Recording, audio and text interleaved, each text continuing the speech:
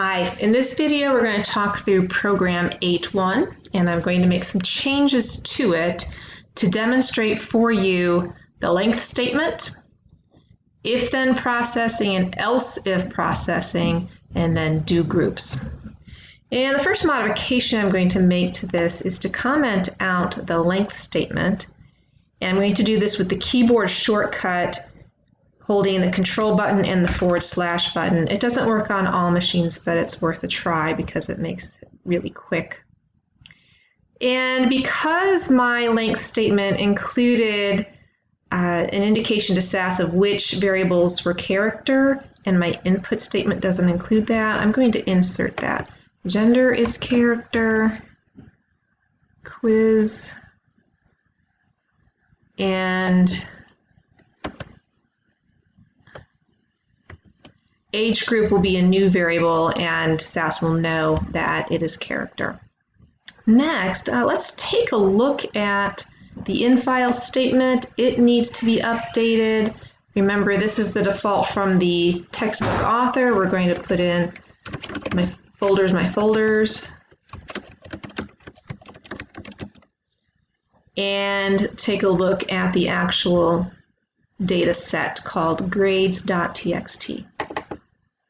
In this data set, we have 10 observations. We have an age, gender, and some grade information. And for a couple of these observations, the age is missing. So in this program, the first if-then statement will delete those observations. Now, I'm going to rearrange my remaining if-then statements to put the older group first, and that's on purpose to demonstrate the necessity or the usefulness of the length statement. I'm going to go ahead and run this. And when I do, I notice that my age group for the younger group wasn't spelled out completely. The word group got cut off. And that's because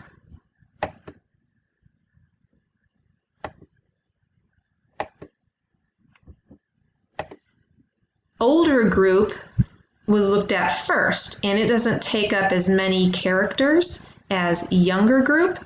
So that variable width is the same number of characters as the words older group. And there wasn't any additional space when we gave the label or the assignment younger group. So how do we fix this? Well, that's with a length statement. So let me uncomment my length statement from earlier. But there's one more thing we have to do. Once SAS assigns a length to a variable, it can't be changed. So since this is temporary anyway, I'll just create another temporary data set, just giving it another name by adding a digit to the end. All right, so let's run it. All right, my age group is no longer truncated anywhere. Now let's talk about processing.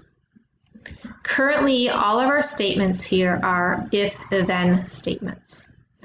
And with this kind of processing, SAS is going to look at all 10 observations every time it sees an if-then statement.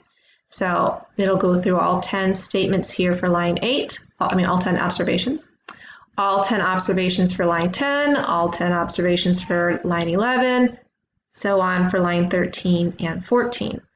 But we know that an observation will not be both greater than 39 in age and less than or equal to age 39 in age. These are mutually exclusive age groups. So it would be better or more efficient to use else-if processing, which will become a little bit more clear when I make my do groups. But what it does is it says, okay, if I've already assigned, if I've already made an assignment based on a condition that was true, I'm going to skip that observation when I'm looking at my next condition. All right, so let's first combine lines 10 and 11 into a do group and lines 13 and 14 into a do group, and then we'll use else if for that second group. Now, do groups are useful for when you have the same if clause and different assignments based on that if clause. Lines 10 and 11 both say if age greater than 39. I'm going to convert this to a do group. So first I'm going to put do right after the word then with a semicolon. And I'm going to get rid of the next if then clause. And I'm going to insert an end statement. And I'll do that again for my next two if then statements. I insert the word do with a semicolon and get rid of the other if then clause and insert an end statement.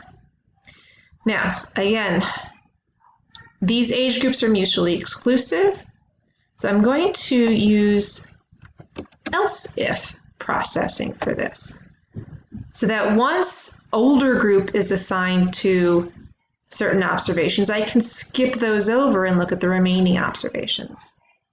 Now, to make this a little bit prettier, I'm going to use the Format Code button.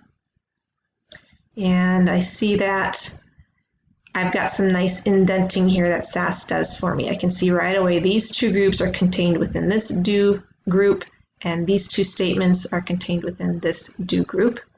And I can run it again and I'll get the same results, but it'll be a little bit more efficient processing. So in this program, we've looked at the length statement. We've looked at if-thens versus else-if and how to create a do group. And that concludes this video.